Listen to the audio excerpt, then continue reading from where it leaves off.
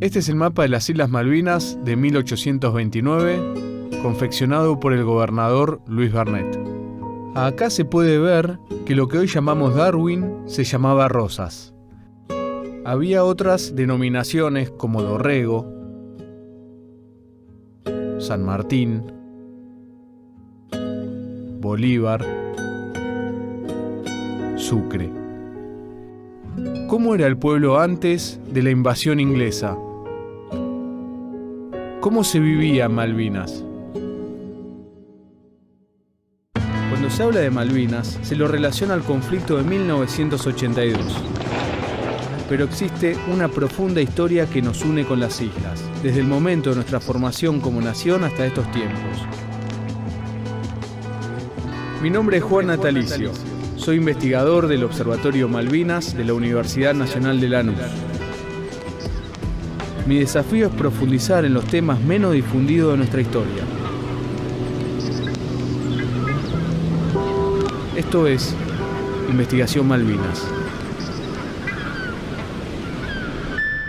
Previo al descubrimiento de las islas por parte de los europeos, es probable que los yámanas hayan estado en Malvinas, porque se han descubierto canoas, punta de flecha y otros objetos anteriores al arribo de los navegantes europeos. En 1520, la nave española San Antonio, perteneciente a la expedición Magallanes, descubre las Islas Malvinas. Pero existen indicios que otros navegantes anteriores a la expedición de Magallanes hayan visitado Malvinas, entre ellos Américo Vespucio en 1501. En 1764, una expedición francesa desembarca y funda Puerto San Luis en la isla Soledad. España protesta.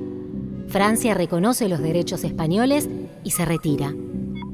En 1765, John Byron desembarca en la Gran Malvina y funda Puerto Egmont, en una pequeña isla al noroeste llamada Trinidad. En 1766, España incluye a Malvinas dentro de la Capitanía General de Buenos Aires y nombra a Felipe Ruiz Puente como gobernador. Existían tratados internacionales que reconocían los derechos españoles sobre el territorio conocido como las Indias, como el Breve Intercaetera de 1493 y el Tratado de Tordesillas de 1494. Las distintas expediciones españolas durante el siglo XVI consolidaron con su presencia los derechos adquiridos en los tratados internacionales. En 1770, fuerzas españolas desalojan a la guarnición inglesa de Puerto Egmont. En 1776 se crea el Virreinato del Río de la Plata. Las Malvinas son parte de la gobernación de Buenos Aires. Hasta 1810, España designó 32 gobernadores en las Islas Malvinas. La presencia de las Provincias Unidas del Río de la Plata en las Malvinas empezó casi que desde el inicio de la primera junta. El 30 de mayo, lo que se hizo fue reconocer la deuda que tenía el gobierno de ese entonces con Gustavo Bordas, uno de los últimos gobernadores de Malvinas. Al mismo tiempo, en esa resolución se indicó que Malvinas debía ser considerada como un buque en navegación. Por lo tanto, debía encargarse la Comandancia de Marina de abonarle la deuda. Vuelve a aparecer en los archivos para 1817 que San Martín solicita al ministro de Guerra, Beruti, si pueden permitirle tener a mano a los prisioneros de Patagones y de Malvinas para engrosar las filas del ejército de los Andes. Para 1820, luego de la caída del poder central, Buenos Aires toma el control de las Malvinas a través del gobernador Martín Rodríguez, que le fue dando el poder sucesivamente a distintos comandantes. Uno de ellos fue Davy Jewett. Davy Jewett, ¿quién era? Era un corsario estadounidense que había desempeñado varias misiones orientadas sobre todo a la captura de barcos como corsario y a varias expediciones. Jewett llega a las islas y lanza una proclama en la cual asume el control, bajo el nombre de Buenos Aires, de las Islas Malvinas, tratando de evitar la pesca ilegal. Esta proclama es lanzada en inglés, esta proclama llega a diarios británicos y estadounidenses prácticamente sin ninguna repercusión externa. Después obviamente hubo otros comandantes como Guillermo Mason y Pablo Areguatí. Pablo Areguatí puntualmente en 1824, Guillermo Mason en 1821. Pablo Areguatí fue un caso muy específico porque era guaraní, era un soldado guaraní que peleó para Belgrano en la campaña del Paraguay y que fue uno de los encargados de mantener un poco el orden también. El tema de la pesca siempre fue una constante, el tema de controlar la pesca en la zona de las Malvinas. Los 3 comandantes previos a Vernet se encargaron de eso con los obstáculos que podía llegar a tener la situación hostil que había en las islas.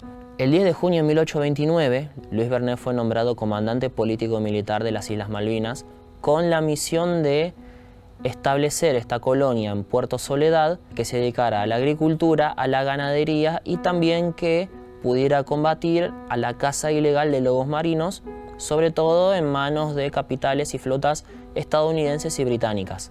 Luis Vernet logró establecer una colonia de entre 100 y 150 personas, muchos de los cuales eran afrodescendientes, que en los mismos diarios tanto de Emilio Vernet como de otros familiares muestran una actividad muy movida en lo social. De hecho, la colonia de Luis Vernet fue el primer lugar en lo que sería, debo considerar, la República Argentina, donde se desempeñó un casamiento civil sin la autorización de la Iglesia Católica, sin ser anotado por la Iglesia Católica, el primer bautismo y el primer registro de nacimiento también civil, y un lugar donde obviamente la población afrodescendiente se podía expresar libremente, podía participar socialmente sin las trabas que existían en la sociedad continental.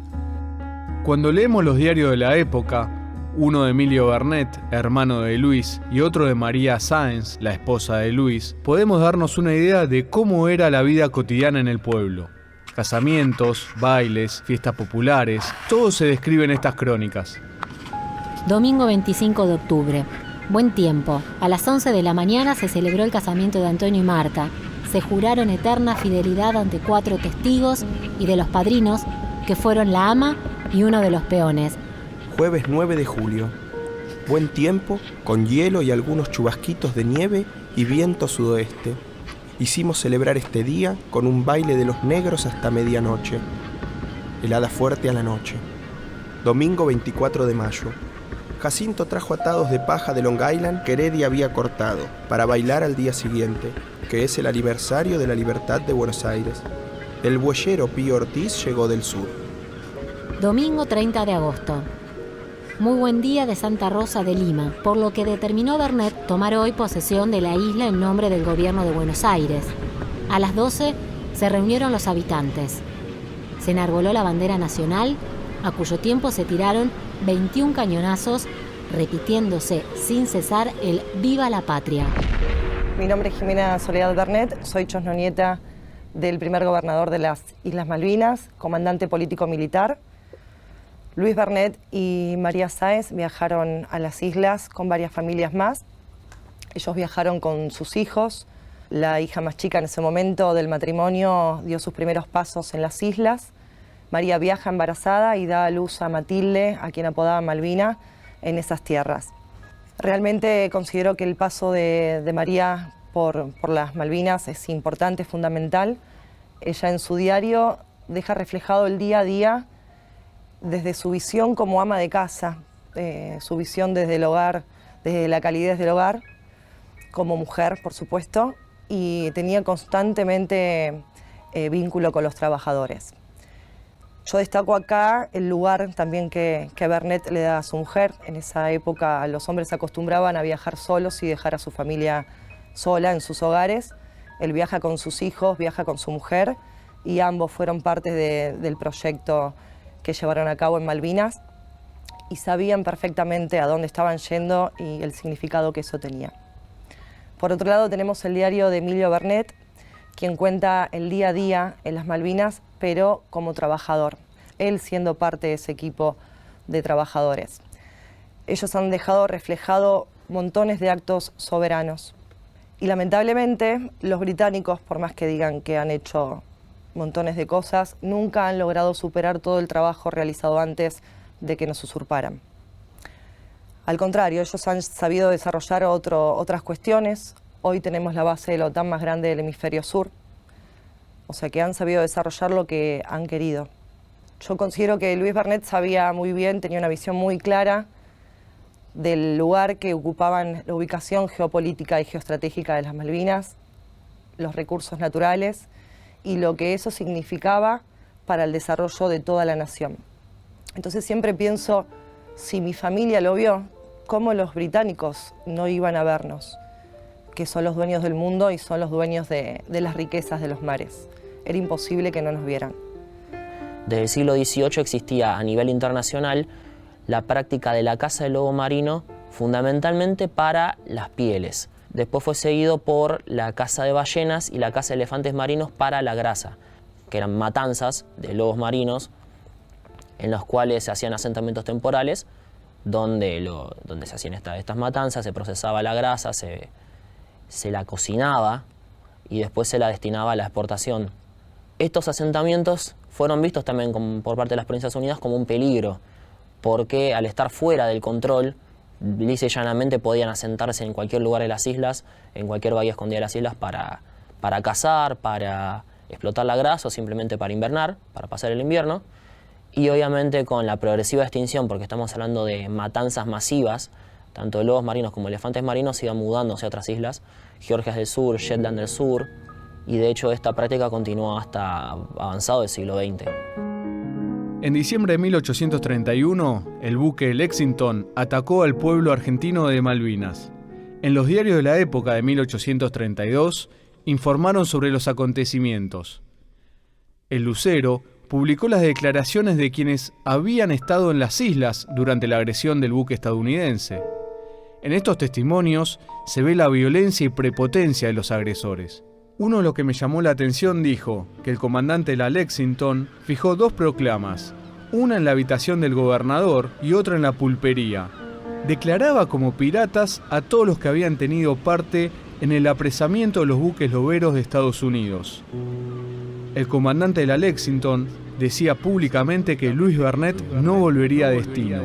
Barnett viaja a Buenos Aires para juzgar a norteamericanos que habían querido saquear nuestro territorio, como lo han hecho siempre, y cuando quiere regresar no lo pudo hacer. De hecho, los trabajadores quedaron totalmente solos, a la deriva. Barnett había creado un billete, que es con el que le pagaban, por supuesto, como corresponde por todo trabajo a sus trabajadores y trabajadoras, y ellos estuvieron mucho tiempo utilizando ese billete. 10 años después, más o menos, de usurpadas las tierras, continuaban utilizando el billete de Barnett. En esas condiciones dejaron las islas y Barnett no pudo, prácticamente invirtió todo lo que tenía ahí, después lo recuperó ya estando en Buenos Aires. La Lexington en 1831 ataca debido a que el gobernador en ese entonces, Barnett, había capturado a varios barcos estadounidenses, uno de ellos llamado Harriet, habiéndolos capturado infraganti en situaciones de pesca ilegal y de captura ilegal de lobos marinos. Esta situación no agradó para nada a Washington, que permitió este ataque de parte de la Lexington hacia la colonia de Puerto Soledad, de forma de garantizar una libre explotación de los lobos marinos y de las ballenas. Yo considero que hay que ver a Malvinas, mirar a Malvinas y pensarla no como un pedacito de tierra más que está usurpadito, sino que para mí representa, con el hambre que hay hoy, representa el plato de comida que está faltando en millones de hogares de nuestros compatriotas. Si las riquezas de los recursos naturales quedaran en nuestro país y se repartieran como corresponden, hoy comería un montón de gente que no tiene la posibilidad de hacerlo. Yo insisto en que no hay debate, no hay lugar a debate, porque tenemos que remontarnos a la historia y todo nos va cerrando de a poco. Nosotros somos quienes somos por un legado de la corona española, entonces me parece absurda cualquier tipo de discusión y debate de si son o no argentinas. Creo que solo sirve para distraernos, entonces no hay que darle vuelta a eso, simplemente son argentinas y no tenemos que permitir que sea en vano toda la sangre derramada. Creo que tenemos que pelear con nuestra posición, que es la única realidad y la única verdad, es que son argentinas, y no parar hasta recuperar lo que nos han robado. Luego de indagar en los eventos previos a la invasión inglesa, me queda claro que en las islas existía una comunidad criolla que tenía continuidad y herencia a la corona española. Claramente la colonización por parte del Reino Unido ya constituía en su momento una violación al derecho internacional. Debemos conocer, reivindicar nuestro pasado y retomar los nombres que estableció Luis Vernet.